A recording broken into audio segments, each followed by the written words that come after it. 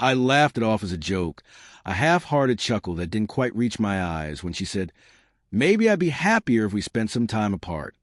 I should have felt the weight of it then, the chill behind her words, but I didn't. I thought it was just one of those weird things people say when they're tired or cranky. I thought I could brush it off. I was wrong.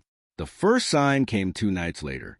I called her after work, expecting the usual soft greeting, the light teasing about my terrible driving, but the call went straight to voicemail. I tried again. Nothing. I left a message, keeping my tone casual, pretending I wasn't already twisting in anxiety. The next day, she texted, "Sorry, busy. Talk later." I swallowed the lump in my throat and laughed it off. Again, it felt stupid to worry. Then there were the small things. The way she suddenly started locking her phone, the quiet sighs when I asked if she was okay, the way she avoided eye contact.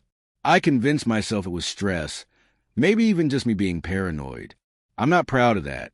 I wanted to trust her, wanted to believe in the life we'd built together. It all started to unravel the night I came home early. She wasn't in the kitchen where I expected her. I heard the faint click of her phone shutting in the bedroom. I paused, my pulse picking up. I should have knocked, should have called her name, but I froze. And then I saw it. A message left open on her screen, her phone half hidden under the pillow. "Can't wait to see you tonight. Love you." I felt my stomach drop, my hand shaking. I stared at it, trying to convince myself I was reading it wrong. Maybe it was for a friend, maybe it was a joke, but the words stung too much to be innocent. I confronted her that night. I walked into the living room, trying to keep my voice steady. "Who's that message for?" I asked. She laughed nervously and waved it off. "It's nothing, just a friend."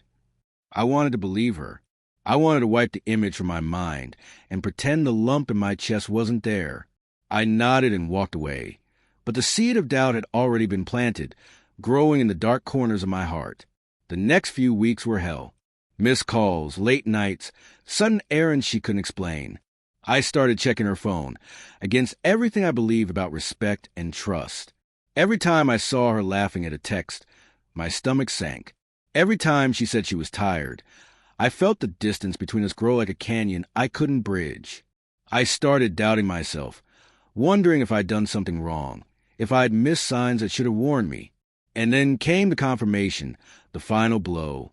I found the emails, hidden in a folder she thought I'd never look at. Tickets for trips I didn't know about, pictures of her with him, messages that made my chest tighten with shame and fury. I sat on the floor for what felt like hours, reading and rereading them, my mind oscillating between disbelief and crushing reality. When I finally confronted her, she didn't deny it.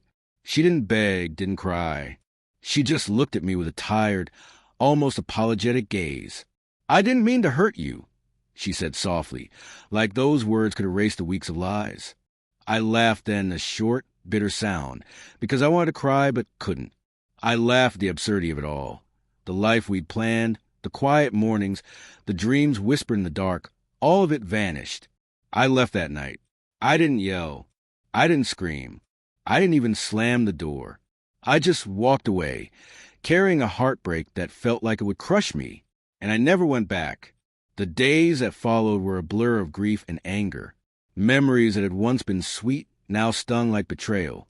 The way she made coffee for me every morning.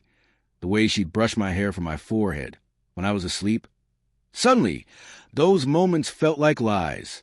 I replayed every conversation, every glance, searching for signs I'd missed. The truth was brutal. I hadn't missed anything. She had chosen him, and I wasn't part of the choice. I mourned the life we had, but slowly, painfully, I began to reclaim myself. I started to notice small things again. The way sunlight hit the kitchen window, the quiet hum of life outside, the taste of coffee without someone else's touch. I realized that love without trust is a cage, and no matter how much you cling to it, it will suffocate you. Months later, I can still remember the last time I saw her. She was standing at the doorway, eyes glossy, but there was nothing left for us to say. I nodded once, gave a small, sad smile, and walked away.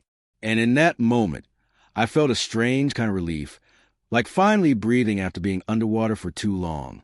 I don't know if I'll ever fully stop feeling the hurt, the betrayal, the shock. But I've learned something essential. Self-respect is louder than love, and sometimes the most loving thing you can do for yourself is to walk away, even when your heart is screaming to stay. I laughed it off as a joke once, but now I know some jokes leave scars. And sometimes, the only way to heal is to leave them behind.